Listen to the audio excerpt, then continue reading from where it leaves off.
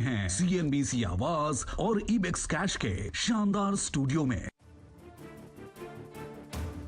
नमस्कार। मुनाफे की तैयारी और पहला सौदा में हम कदम रख चुके हैं। ईयर टू डेट निफ्टी आपके सामने 26% और बैंक निफ्टी 20% के शानदार रिटर्न्स के साथ अक्टूबर के पहले पायदान पर खड़ा हुआ है।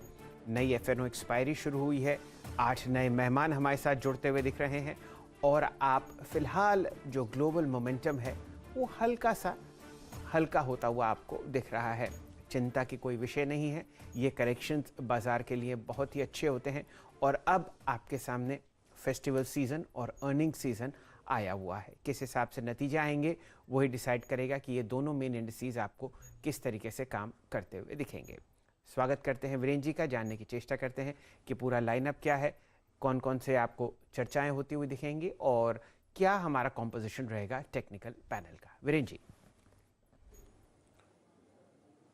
जी हाँ शैल जी, एक बार टिप्पणी। एसजेएस निफ्टी करीब 150 अंक नीचे, करीब 17,50 के स्तर पर। जरा प्लीज एक बार दिखाइए कि रेस्ट ऑफ एशिया क्या कर रहा है। आपकी स्क्रीन पर अगर आप देखें तो इस वक्त एशिया में भी थोड़े डिप नजर आ रहे हैं। हम करीब 152 अंक नीचे हैं। तो यही सूरत हाल अगर आप देखें तो इस वक्त एशिया के अन्य बाजारों में भी परसिस्ट कर रहा है, विराजमान है।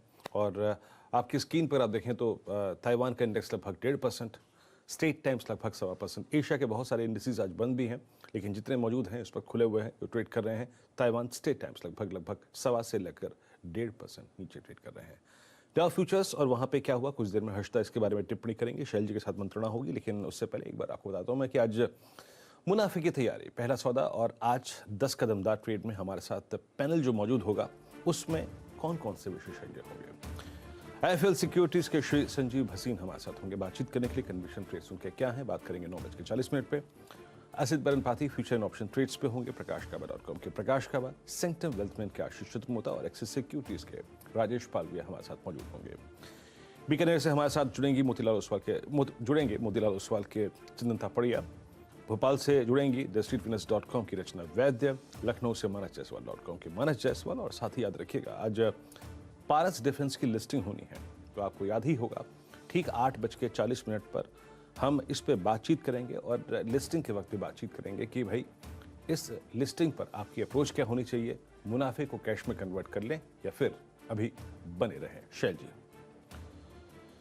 टेक्निकल पैनल आपको आज जो वॉलेटिलिटी एक्सपेक्टेड है बाजार में उसको टैकल करता हुआ दिखेगा और एक बहुत ही अहम दिन, मेरे ख्याल से जो आपने ओवर सब्सक्रिप्शन के आंकड़े पारस डिफेंस में देखे हैं, लगभग 170 करोड़ का IPO था, वहाँ पर बहुत ही ज़बरदस्त रिकॉर्ड लगता हुआ दिखा भारतीय IPO मार्केट्स में। और किस तरीके से ये कंपनी लिस्ट होगी इस पर चर्चा हम लोग 8:45 करते हुए दिखेंगे। लेकिन सबसे अहम बात आज जो संकेत आपको विदेशी बाज़ारों से आते हुए दिख रहे हैं, पूरे देश की और पूरी दुनिया की इकोनॉमी और बाज़ार चलाता है वॉल स्ट्रीट।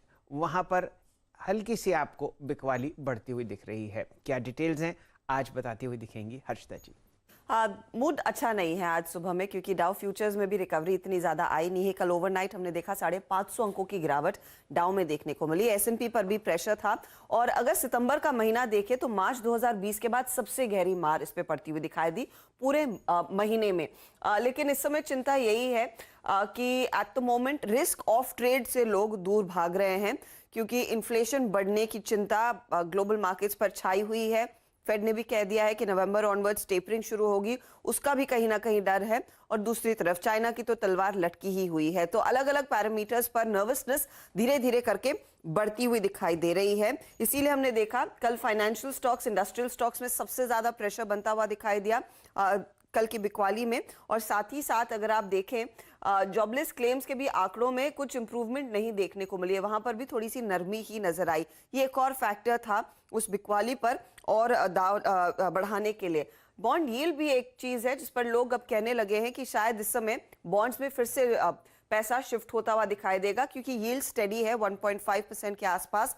और अनुमान यही है कि जैसे जैसे हम अक्टूबर के महीने में आगे और बढ़ेंगे और नवंबर के करीब आएंगे तो बॉन्ड यील्ड में कुछ और इजाफा आएगा। इनफैक्ट कुछ इकोनॉमिस्ट अमेरिका में ये भी कह रहे हैं कि इन्फ्लेशन 1970 वाले दशक में जिस तरह से परेशान कर रहा था उस तरह की खराब स्थिति बनती हुई दिखाई देगी। इस सब के बीच एक ही सिल्वर लाइनिंग है कि चाइना अगले 7 दिनों तक बंद रहेगा गोल्डन हॉलिडे के चलते। तो वहां से होपफुली कुछ नेगेटिव खबरें ना निकल कर आए। लेकिन हाँ, चीन में जो पावर क्राइसिस इस समय चल रही है, कई सारे लोग कह रहे हैं वो एवरग्रांड की क्राइसिस से कहीं ज्यादा होगी। चाइना में इस समय कहा गया है कि विंटर के लिए पर्याप्त स्टॉक है या नहीं, उसकी जांच कर ली जाए, और नहीं है तो स्टॉकिंग फिर से शुरू कर ले। तो ये इनफैक्ट गैस की प्राइसेस और ऑफ कोर्स पावर की प्राइसेस को और ड्राइव करता हुआ दिखाई देगा। लेकिन हाँ, हमने देखा है कि मूड माहौल अच्छा नहीं, और शायद यही वजह है कि एसजीएक्स निफ्टी में भी सुबह सवेरे बिकवाली का दबाव। एक इंटरेस्टिंग बात हर्षदा जी ये है, जो शायद बाजार अब आपको प्राइस करता हुआ दिखेगा,